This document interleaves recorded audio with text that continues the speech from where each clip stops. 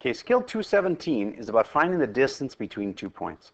And this is a very common ACT type question. And to find the distance between those 2 points, you can have the distance formula memorized if you want to. It's right here. And it's big and nasty and difficult to memorize.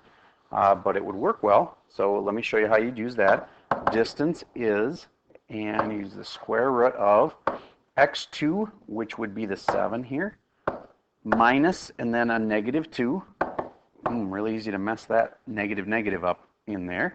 And then the y2 is this one, negative 3, minus the y1, which is 5, and that's squared. Okay, so then I have distance equals square root of, this really means plus, so it's 9 squared is 81, plus, let's see, negative 8 squared is 64, and that means distance is the square root of 145. So there's my answer, square root of 145. Now, that depends on you having memorized that distance formula. Option B is you can quick sketch where these 2 points are. Negative 2 comma 5 is like, let's say right there at negative 2 comma 5. And then 7 comma negative 3 is 7 to the right and down 3. So let's say it's there.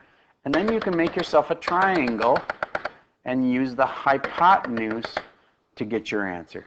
Okay, so you can say, oh, I can tell that the x distances here is a total of 9, and the y distances are a total of 8, and then say, okay, a squared plus b squared equals c squared, and that's why we have this 81 because we squared the 9, and the 64 because we squared the 8, and you can use the Pythagorean theorem to do it.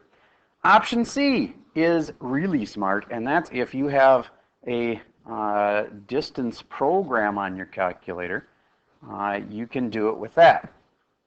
So I'm going to show you, if you had a calculator to do the distance formula, I'm going to go into my programs, and I'm going to pause for a second here.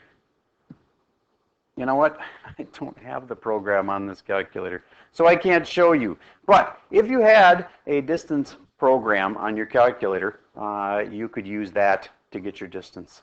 All right, that's all I have for you.